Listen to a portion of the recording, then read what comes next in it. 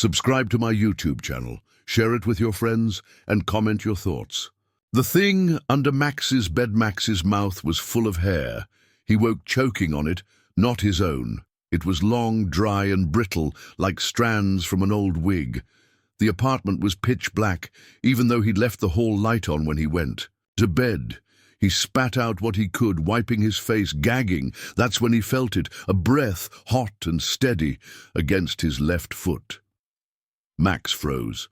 He was lying on his stomach, one foot hanging slightly off the edge of the mattress. The breath came again, and this time something wet touched his skin, a tongue. He jolted upright, heart hammering, and kicked his foot back under the blanket. He flipped the bedside lamp on. Nothing. The tiny bedroom in their old rental was just as it had always been. Cheap white paint, old ceiling fan rattling overhead. The closet door cracked an inch open. His laptop was still on the desk, its screen glowing with paused video static. The bed across from him, his roommate Theo's, was empty, still made. Max rubbed his face. He hadn't heard Theo come in last night. He'd probably passed, out drunk at someone's place again. Or maybe he'd brought someone back and crashed on the couch. Not the first time. Still, that breath, that tongue. He threw the blanket off and swung his legs over the edge, this time more cautious. He grabbed the baseball bat he kept between the bed and wall and slowly knelt to look under the bed. Nothing. Just shoes, dust, and that weird black notebook Theo had started writing in last week. Max blinked. The notebook hadn't been there before. It was open, spine cracked wide, and though he couldn't see the words, the pages looked wet, like they'd been dipped in something thick and dark. The smell hit next, iron, rot, and something animal. Max dropped the blanket over the side of the bed to cover the view and stood up quickly. His phone buzzed, a text from Theo. "Can you hear her too?" Max stared at the screen. Before he could type a response, the hallway light turned on, but the switch hadn't clicked and the door was still closed. Then came the sound. Not footsteps, but something dragging. Nails, maybe. On wood, slow and steady, growing louder, closer, scraping right up to his door. Then silence. Max backed up toward his bed, bat in hand, eyes locked on the door. It opened, just a crack. The light outside flickered once, and then blew out, darkness. Total. His bedroom lamp blinked and died too. He stood there, holding his breath. And then something crawled through the gap. Not walked. Crawled. Its limbs were wrong. Too long, bending, sideways. Its skin pale and wrinkled like soaked paper. Its face was... No, it wore a face. Someone else's. Skin tied on with black twine around the edges. Max couldn't move, couldn't even scream. The thing tilted its head and whispered in a voice that didn't match its size. "Don't look under your bed again." Then it was gone. Just gone. The door still cracked open, no sign of it anywhere. Max collapsed backward onto the bed, drenched in sweat, heart pounding so hard it hurt. He stared at the ceiling for a long time. That night, he didn't sleep. 2 days earlier, Max and Theo weren't friends, not really. Craigslist had thrown them together, two strangers splitting rent in an overpriced shoebox in West LA. Max was quiet, worked late shifts at a local music venue. Theo was a night owl, in and out, sometimes gone for days. Twitchy, sarcastic, always scribbling in that black notebook like it owed him answers. Max had noticed the weird things start about a week after Theo brought the notebook home. The whispers in the vents, the smell of burnt hair in the kitchen, with no source. The fridge door opening by itself at 3 a.m. every night. Always exactly 3, and Theo had changed. He'd started muttering to himself in his sleep. Max had recorded it once, just to prove to himself it wasn't in his head. The audio file was corrupted, only one part played. "She's under the bed." Again, "Don't let her speak your name." When Max confronted him, Theo just laughed. "Don't worry about it, man," he'd said, tapping the notebook. "I'm just playing with old stories, creepy rituals, fun stuff." But there was nothing fun about it, especially not after what Max saw the night of the hare. The next night, Theo finally came home. He looked like hell, eyes sunken, lips cracked, clothes damp with sweat. He didn't speak when he came in, just went straight to his room and slammed the door. Max stood in the kitchen, still clutching his coffee mug, watching the hallway. And then something strange happened. The thermostat flicked from 72 to 48 by itself. Max walked over to adjust it, but the screen blinked. All the numbers changed, one by one. He stepped back. From Theo's room came a sound like chewing, wet, messy, ragged breathing between each bite. Max knocked. No answer. He opened the door. Theo wasn't inside. The room was empty. But the walls, oh God, the walls, every inch of them was covered in long black hair, nailed and stapled to the drywall in thick webs, twisting down into the carpet. And in the middle of the bed sat the notebook, open, vibrating slightly. Max backed out and slammed the door later that night. He tried to leave, grabbed his bag, wallet and keys, but when he opened the front door, there was no hallway, just a brick wall. He closed it, opened it again. Now it was black, not just dark, but wrong. A depthless void with the faint sound of crying from far, far below. He shut the door, turned around. Theo was standing there. He looked calm, almost too calm. His eyes were jet black, no pupils, no whites. "You read it, didn't you?" he said. Max shook his head. "No, I didn't touch it." "Doesn't matter." Theo smiled, but it didn't reach his face. "It saw you." "What saw me?" But Theo didn't answer. He just walked into his room and closed the door. Max heard the lock. Click, then silence. 3 hours later, Max tried to sleep again. He left the lights on, put his headphones in, tried to drown it all out, but at exactly 3 a.m. his phone lit up, a video message from an unknown number, no caption, no sender. He opened it. The footage was of him, lying in bed, as he was right now. Same angle, same blanket. Then the camera panned down, slowly, under the bed. And there in the corner of the screen something moved, not fast, just barely, but it was enough. A pair of eyes opened, completely white, blinking slowly in sync with Max's breath. Then a mouth, filled with hair, opened wide. The video ended. Max stared at the screen. Then he heard it, in real time now. The same dragging sound again from the hallway, closer. Then the scratching on his door. This time, it didn't stop. The door burst open. The whispering room. The door slammed. Opened so hard it shook the frame. Max dropped his phone. The screen cracked. He scrambled backward across the bed, heart slamming against his ribs like it was trying to get out. No one was there. The hallway was empty. But the smell came in with the air. Wet copper, mildew, and something else. Something rotting. It hit Max's throat like smoke. Then slowly, the light bulb in the ceiling began to dim, one flicker at a time. Max reached for the bat again, hands shaking. His skin felt too tight on his body, like something was crawling just beneath it. And then a whisper from under the bed, soft, low, feminine. He froze. His name. It said his name. He didn't move, didn't breathe. "Max," the voice cooed again. "I left something for you."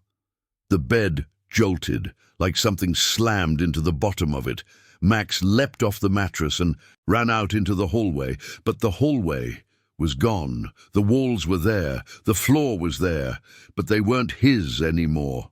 They were wrong. Peeling yellow wallpaper, black veins pulsing through it like roots under skin. The carpet squished under his feet, as if soaked in something warm. Behind him, the bedroom door shut on its own.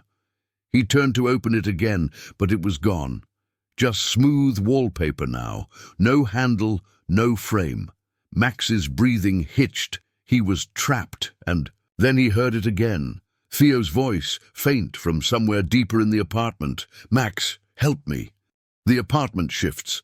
He moved through the hallway carefully. Each step felt like walking through syrup. The air was thick, heavy. Every breath tasted like mold. He passed what should have been the bathroom, except the door was covered in hair, matted, sewn into the wood. It twitched when he got close. He didn't touch it. Another whisper floated through the walls. "You're almost there." Max turned the corner. The kitchen, but not the one he knew. The cabinets were rotted, sagging open, stuffed with raw meat. And dead things. Rabbits, birds, a cat's paw twitching. The fridge buzzed loudly, then burst open, spilling black fluid and a pile of old baby teeth onto the floor. And in the middle of it all, Theo. He was sitting at the kitchen table, eyes sewn shut with red thread, mouth moving without sound. Max ran to him. "Theo! Hey man, what the hell is happening? What did you do?" Theo didn't respond. His head jerked like he was listening to something only he could hear. His mouth finally opened, and a thick stream of hair poured out, followed by a whisper. That came not from him, but through him. "She remembers you." Max backed away. Theo's hands rose slowly and began tearing at the threads over his eyes. Blood leaked down his cheeks. Max turned and bolted out of the kitchen. The voice in the walls back in the hallway. Though now it stretched much farther than it should, Max saw light at the end. A cold, blue glow. He followed it. The floor creaked under every step. Not like wood, like bones. At the end of the hall was a door he didn't recognize. Tall, black, covered in carvings, names, dozens of them. He leaned closer. All the names were variations of his: Maxwell, M. Rivers, Max Jr., Max Rivers, Max from 2B. His heart stopped. The door opened on its own. Inside, a room he'd never seen before. The walls were mirrors, all of them, floor to ceiling, and in each mirror, Max saw himself, but not as he was now. One reflection was covered in blood. Another had his mouth sewn shut. A third was crawling on all fours like an animal. Each version stared back at him, then slowly began to smile, except the real Max wasn't smiling. Then something else moved, in the reflection to his left. A woman, pale, eyes black, mouth too wide, hair dragging behind her like a train. She was behind him. He spun around, no one. But when he turned back, the mirrors were all her now, whispering, chanting. "Under the bed, under the bed, under the bed, under the bed." Max screamed and punched the mirror in front of him. It didn't break. Instead, it rippled like water, and his hand sank in. He tried to pull it back, but something grabbed his wrist from the other side. Cold, wet, with nails like broken glass.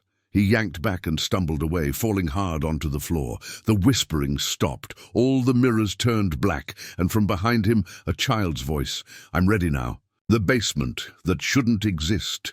The room shifted again. The mirrors vanished, and Max was now at the top of a staircase, a basement staircase. But their apartment was on the 3rd floor. He knew that. Still, the steps descended, wet and moss-covered, and, at the bottom, light. Flickering. Candlelight. Max had no choice. He went down. The air grew colder with each step, until he could see his breath. The walls were stone now, cracked and ancient, and at the bottom, a circle drawn in blood. Candles lit the edges. Theo stood inside it, back turned, body shaking. "Theo!" Max shouted. "Stop whatever this is. We can leave, okay? We can go." Theo turned. His face was gone, just skin, smooth and stretched like wax. And still, he spoke. "She's not in the book anymore, Max." Max took a step back. "The book?" Theo, and nodded, or something did inside his skin. "She needed a body. I gave her mine, but she wants you. Why? Because you saw her, and once she's seen, she never stops." Behind Theo, something rose, tall, thin, inhuman, a woman but not black veil over her face, fingers like branches, feet hovering inches above the ground, the thing under the bed. Max ran, but there were no stairs now, just walls closing in. The whispers. Returned, not from the room, but from inside him. He felt her in his lungs, his blood, his thoughts. Don't sleep. Don't close your eyes. She lives in the blink. He collapsed in the hallway again, gasping, clutching his head. Then, silence. Max wakes up. He sat bolt upright in bed. Morning light, birds outside. His room, normal. Theo's bed, empty, but made. Max looked around, breathing hard. Was it a dream, a breakdown? He checked his phone. One new message, from Theo. No text. Just a voice recording. He hit play, Theo's voice shaking. If you're hearing this, I didn't make it out. She's still in there. Don't go under the bed. Don't open the book. Burn the apartment if you have to. I tried to trap her, but she's learning. She's learning how to stay. Then a second voice came through, whispering. Faint. Hi, Max. The message ended. She lives in the blink. Max didn't sleep for 3 days. He tried, God, he tried, but every time his eyes got heavy, just before he crossed over, he felt it, that moment. The whisper crawling inside his ear, the bed shifting just slightly beneath him. The feeling that something else had blinked for him, and he wasn't sure he'd be the one to wake up. Daylight lies. It was supposed to be over. The morning sun through the blinds, the chirping birds, the city traffic. It was all still there, but it felt fake. Like a movie set he'd been dropped into. His cracked phone still had Theo's final voice message. He played it again and again, trying to hear something different. Don't go under the bed. Don't open the book. Burn the apartment. The apartment was still standing, and there was no sign Theo had ever existed. Max even called Theo's number. Disconnected. He called Theo's job, the thrift shop across town. The guy who answered said, "We never had a Theo here, man. Maybe you got the wrong store." Max hung up, his throat dry, hands trembling. He wasn't going crazy. He couldn't be. There was a reason all this was happening. Some thread he hadn't followed yet, and then he remembered. The book. Theo had mentioned a book. The book that kept her inside. That was the next step. The book beneath the floorboards. Max tore apart the apartment, room by room, drawer by drawer. Nothing. Until he reached the living room, and something clicked. Theo had always been weirdly territorial about that old floor rug, like Max had spilled juice on it once, and Theo freaked out. Almost tore Max's head off. So Max pulled the rug up, underneath. The old hardwood flooring. One section looked off duller, scratched in the shape of a rectangle. Max grabbed a knife from the kitchen and started digging at the edges. After 10 minutes, the board came loose with a groan. Below it, a small metal box, locked, rusted. It was cold to the touch. Too cold. He pried it open with the knife. Inside, a black-covered notebook, its leather damp with age, a bundle of hair, tied with red thread, and a Polaroid of a girl with her eyes scratched out. The photo had words written in faded ink. "She crawls, to those who look." Max opened the book. It wasn't written in English. Most of it wasn't even in words he understood. Symbols, rituals, names, but there were drawings of her. The woman from the mirrors. The thing from under the bed. She was always faceless. Always. Crawling, always coming out of shadowed places. Closets, beds, mirrors, drains. Max flipped to the last page. One line was written there in Theo's handwriting. "I trapped her, but she needs a new home now." Below that, one more thing. A handprint in blood. Max stared at it, then heard it. Scratching. From the bedroom. Under his bed. Shadows. That moved Max. Crept toward the bedroom door. The scratching grew louder. It wasn't animal scratching, not frantic. It was methodical. 1, 2, pause. 1, 2, pause. Like someone trying to get his attention. He pushed the door open. The room was dark, despite the daylight. He turned the light switch, but it didn't work. The book in his hands throbbed with heat. Then he heard her. That voice, sweet, soft, wrong. "You read it, Max." He dropped the book. The closet door across the room creaked open. He backed away, bumping into the dresser. The mirror above it rippled like a pond surface, and her face began to push through, eyes black as smoke, mouth yawning wider than a jaw should go. Now I can stay. Max grabbed the book, ran from the room, and slammed the door shut. He dragged the couch across the hallway and shoved it against the door. For now, it held, but not for long. Visit to the dead Max didn't know where else to go, so he did something. Desperate, he drove 2 hours out of the city, to Theo's hometown, the one Theo had never talked about. Max only knew the name because he'd seen it once on a letter Theo left on the counter. Silver Pines, New York, a tiny ghost town of a place. Diner, gas station, one blinking streetlight. He went to the library, looked through microfilm records, local newspapers, old obituaries. He found something, 2013. Local girl found dead under family's bed. Suspected suicide. Family declines comment. The picture in the article was the same girl from the Polaroid, except in this one she had eyes. Her name was Annalise Dreyer. Max kept digging, found another clipping from a year later. Family home burns down.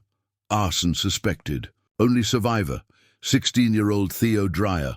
Max's mouth went dry. Theo was her brother, and the apartment they shared, it had been in his name since he turned 18. He didn't move there for college. He moved there to trap her, and now she wasn't trapped anymore.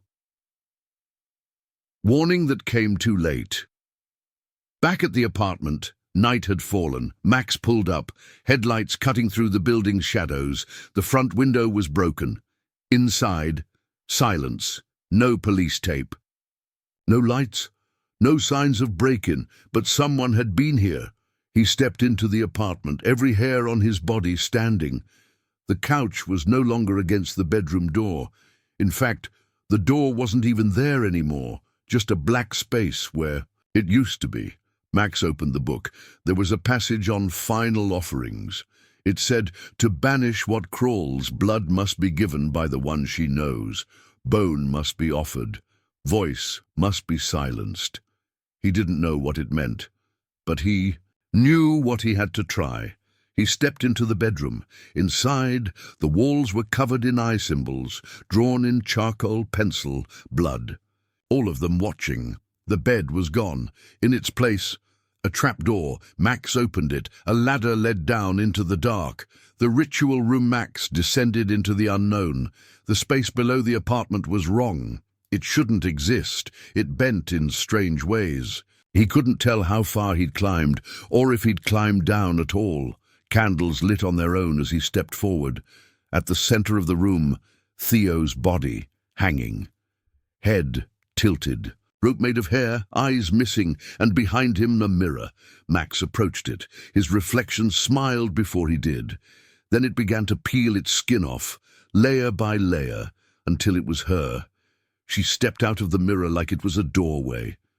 "Now," she whispered, "you see me." Max screamed, but no sound came out. She was already inside his lungs. The final moments of the part. Max dropped to the floor, grabbing the book, turning to the last ritual. He needed blood, bone, silence. He pulled out a tooth, screaming silently. He cut his palm, letting blood drip onto the pages, and he held his breath, silencing himself. The mirror cracked. She screamed, high and inhuman. The room shook, then silence, darkness. Max wakes up again. Morning light. He's in his bed, everything normal again, but this time the book is gone. Theo is gone. No signs of anything supernatural. He checks the mirror. His reflection is normal, for now. The eyes that don't belong to me. Max thought the nightmare was over, but nightmares don't end when you wake up, not real ones. They just follow you into the light and wait behind your reflection. Something's missing. 3 days passed. Max stayed in the apartment. Couldn't bring himself to leave. Something told him, if you leave, she'll follow. But if you stay, maybe you can trap her again. Except The book was gone. The ritual room under the apartment had vanished, the trap door, the candles, even Theo's hanging body had all gone. It was like reality had rewound just enough to cover its tracks. Still, Max felt different. His chest didn't hurt anymore. His eyes stopped blinking at the right times. He wasn't hungry. He couldn't cry. And there was something else, something worse. He couldn't see his own reflection anymore. The mirrors showed someone, but it wasn't him, not really. It looked like him, same haircut, same lazy hoodie, but the way the eyes moved, the way the jaw clenched too tight even when Max wasn't angry. They were copying him, but not being him, like something was pretending. The eyes that watched back it got worse at night. Every mirror in the apartment, bathroom, hallway, even the little compact one in his drawer, started fogging over, but not from heat or breath, from the inside, like something was alive behind the glass, breathing softly and sometimes scratching. One night, Max stood in front of the bathroom mirror. With a flashlight, he angled the light to see behind the glass. That's when he saw it, fingertips, just barely, pale, long, pressing against the back of the mirror from the other side, and as he leaned in, his own reflection didn't. Instead, it smiled. Max stumbled back, smashing the flashlight against the sink. The lights flickered, and in the dark he heard it again. "You brought me home, Max." The voice recorder Max remembered something else Theo had once said, not to him, but to someone over the phone. "If she ever gets out, record everything. Her voice is her prison, her name, her whispers. Trap her." In sound, Max tore through Theo's old boxes again. Junk, records, thrifted junk. And then beneath a pile of cassette tapes, an old handheld recorder, dusty, dented. But it still worked. He turned it on. No tape. He found a box labeled Archive.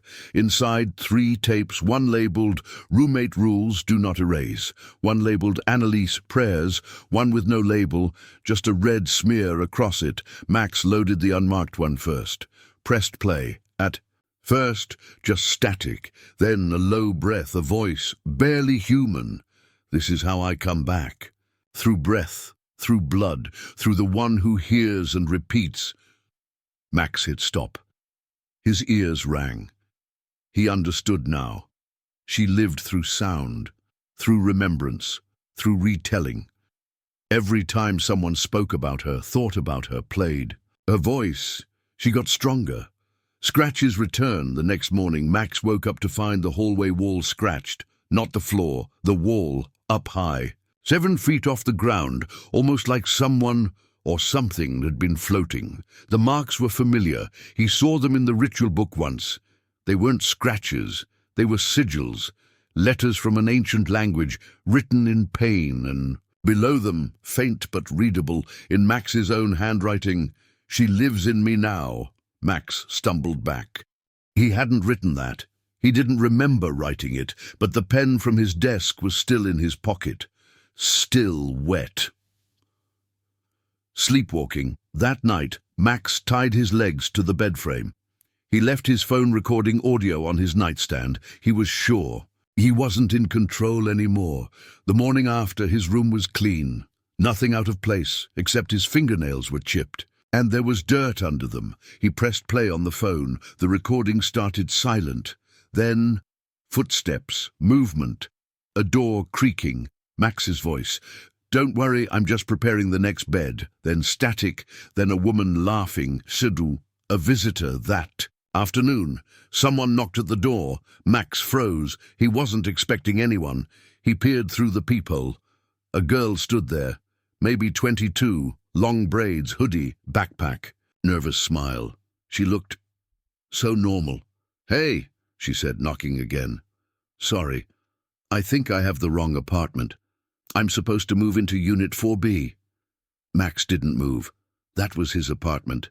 But something inside him, something not him, smiled. "Let her in," it whispered.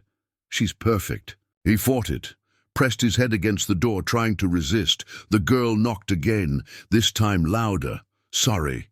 The guy from the listing gave me this address. Said the last roommate just left. Max stepped back. This was it. The same way. He moved in, unknowing. The cycle was repeating. The mirror rules, he didn't let her in. Instead, he wrote a note and slipped it under the door. Don't move in. Burn this paper after reading it. Don't look in the mirrors. He heard her footsteps leave. Good. But the apartment didn't like that. The mirrors cracked. The hallway light blew out. His body went cold. You ruined it, the voice hissed from every reflection. She was ready. Max slammed every mirror, face down, covered them in towels, broke the bathroom one with a hammer, but her voice still came, from behind him, from inside him. Theo's last message. Continued. Desperate, Max replayed Theo's last saved voicemail. He listened harder this time. Got a bit more, burn the apartment. If you can't, bury the book. If you can't, bury yourself. She only lives where the bed touches the floor. No space, no crawl, no feed. Max's heart dropped. He looked at his bed. There was space beneath, just enough for someone to slide under.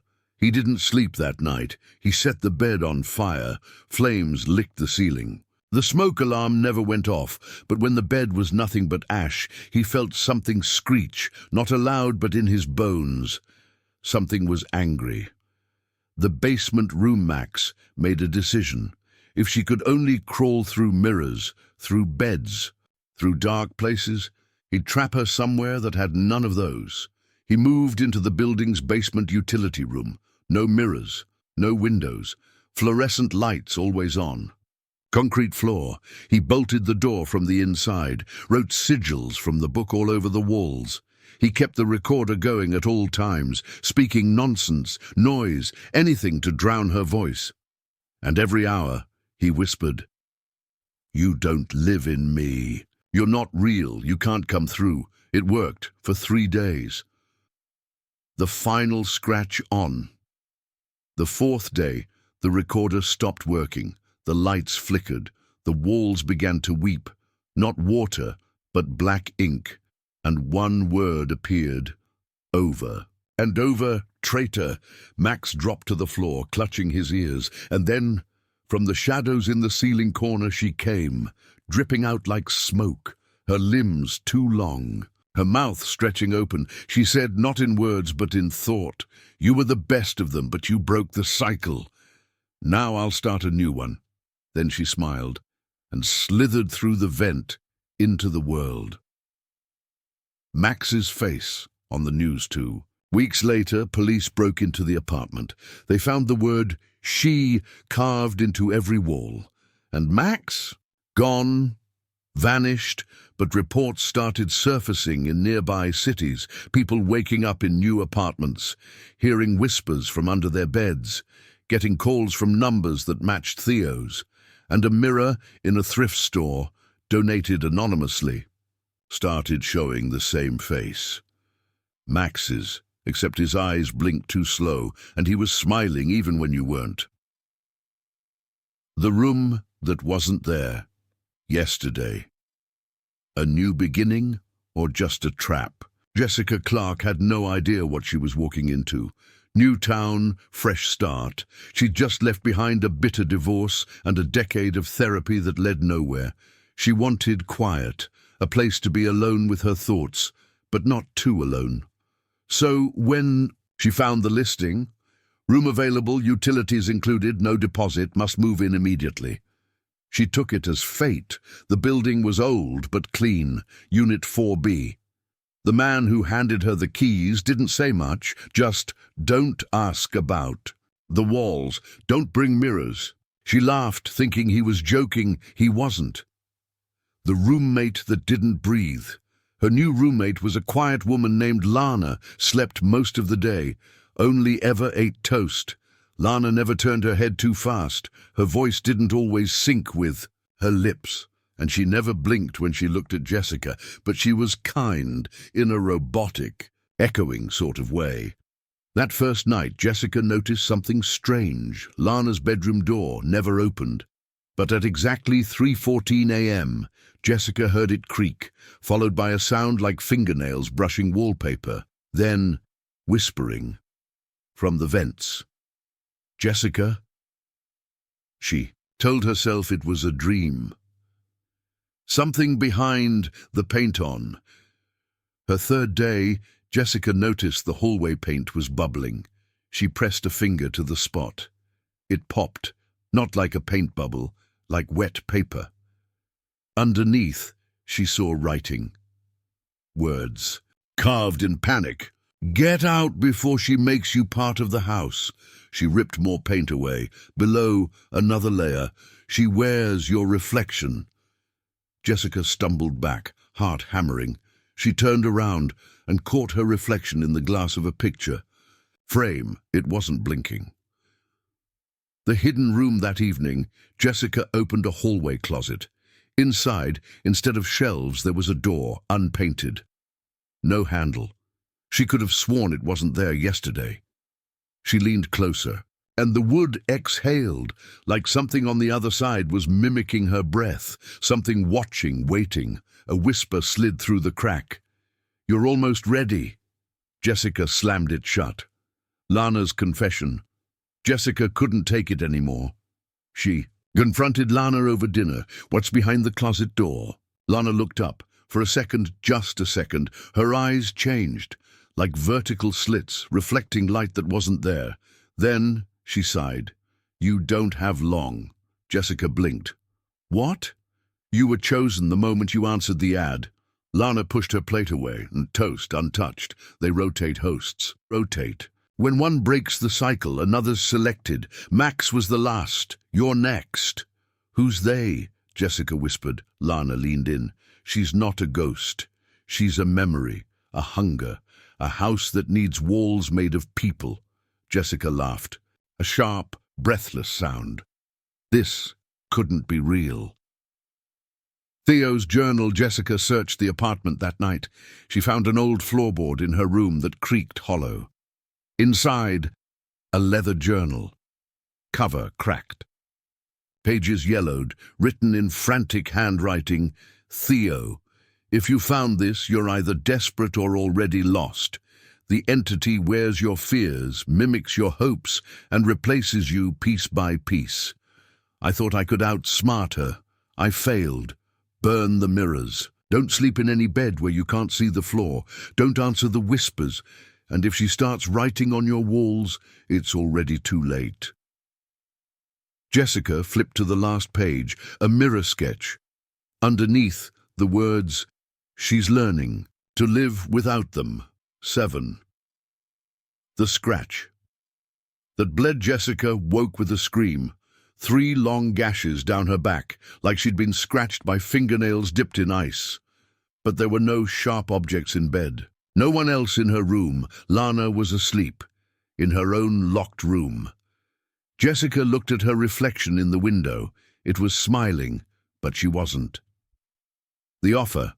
The door in the closet opened that night, on its own. Jessica stood frozen. From inside, a voice that sounded just like hers whispered, "All your pain, all your regrets, let me carry them. I'll take the grief, the loss. I'll give you silence." Jessica stepped forward, hypnotized. Then Lana appeared, slamming the door shut. "You can't give her consent," she hissed. "She needs it." Jessica staggered back. "She looks like me." "She becomes you."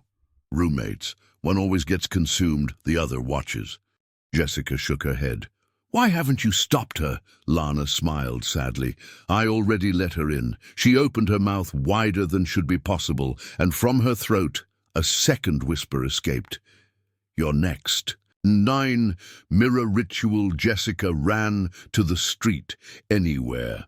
But her legs led her to a thrift shop she'd passed earlier in the week. Drawn. Inside, old furniture, dust, the smell of wet wood. In the back, a mirror leaned against the wall, cracked, and in it Max's face, eyes hollow. He mouthed something. Jessica stepped closer. Now she could hear him. Trap her, make her speak, force her to say your name 3 times while you're holding silver. "What?" It's how Theo did it before. Me, before I broke. You can stop her, but only if you remember who you are. Jessica saw her own reflection fade behind Max's. Something was reaching forward from inside the glass. She turned and ran. In. The voice recorder. Returns back in the apartment, Jessica tore through every drawer. Found it. A dusty recorder, the kind from the 90s, still had a tape inside. She pressed play, static, then Jessica. Jessica, Jessica. Her name in her voice. But she hadn't recorded that. The whisper came from all around her. Now, we're the same. Levin, the choice. The house began to change. Walls pulsing, paint peeling like skin, floorboards rising like breathing ribs. Lana stood in the hallway, eyes completely white. Either you give her a name, or she takes yours. Jessica stepped back. What name? She doesn't have one. That's why she wears yours. That's how she survives. Then she understood she had to give the entity a new name, a false one it couldn't mimic. She picked up the recorder, pressed record, said, "You are Thea. That's who you are. Not Jessica, not Max, not anyone else. You're Thea." The house shook. Walls split open. Lana screamed. Or maybe it was the thing inside her. Jessica pressed stop, then crushed the recorder under her boot. The air went silent. But was it enough? The next morning, the apartment was normal. Lana gone. The hidden door sealed behind drywall. Jessica packed her bags. She left the key on the counter. But before she walked out, she checked the bathroom mirror one last time. Her reflection smiled when she did. This time, she smiled too because it blinked when she blinked and said nothing. The final tenant. 89 days later. Jessica had almost forgotten how silence could feel safe. Her new apartment overlooked a park, not another haunted corridor. No creaking floors.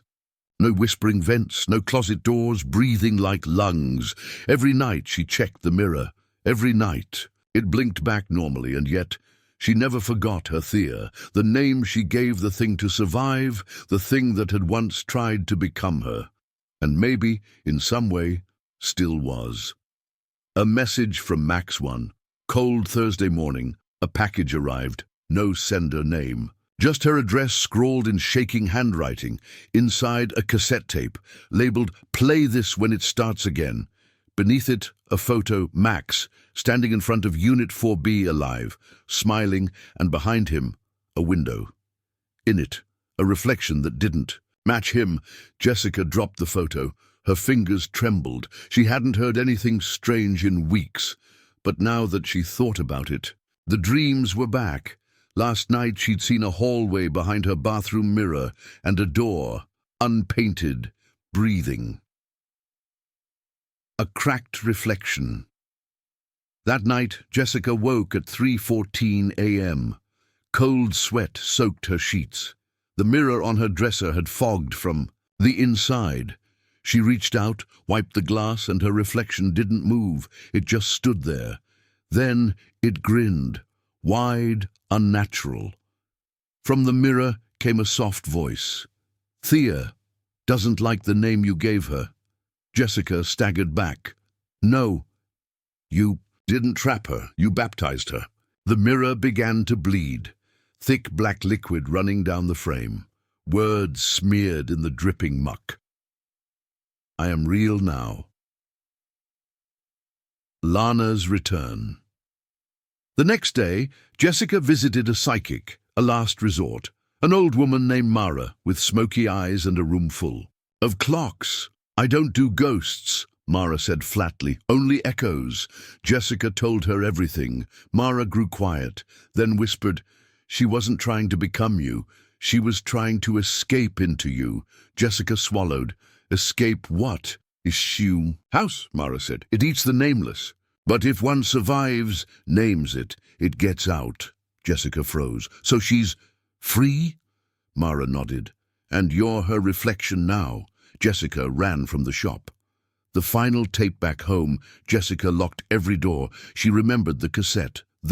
On Max left. She slid it into an old player, pressed play, static, then Max's voice. If you're hearing this, it means she fooled you too. But I know how to end it. For real this time. You must destroy the first room. The source, 4B. The foundation is cursed. A blood ritual binds her there. Someone long ago trapped a grieving woman inside a sealed mirror to stop her from spreading her madness, but someone broke the seal. Jessica's blood ran cold. You must go back. Burn the heart of the house. And don't listen if she calls you by your real name. That's how she rips it from you. 6. The return to 4B. Jessica stood outside Unit 4B that night. The building had been condemned months ago. Windows, boarded, yellow police tape across the front. She broke in through a side window. Dust choked the air. The walls bled mildew, and yet it looked just as she remembered. The hallway, the bubbling paint, the closet door, now cracked open, waiting. The other side, Jessica lit the matches, one by one. Gasoline soaked the floorboards, but before she could drop the match, the closet opened wider. Inside, a mirror.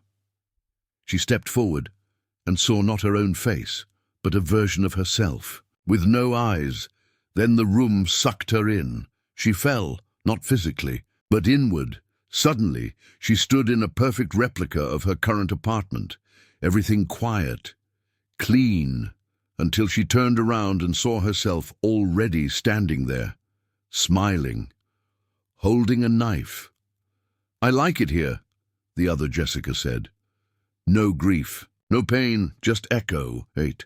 The final ritual. Jessica backed away. "You're not real." "I'm as real as you made me," said Thea, wearing her face.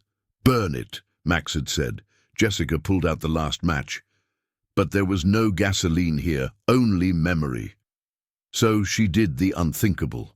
She pulled out her father's watch, the only thing she had from before the divorce, her last tie to her pain, her past. She snapped it in half, dropped it, and struck the match. The world ignited in blue flame. Thea screamed, the mirror shattered.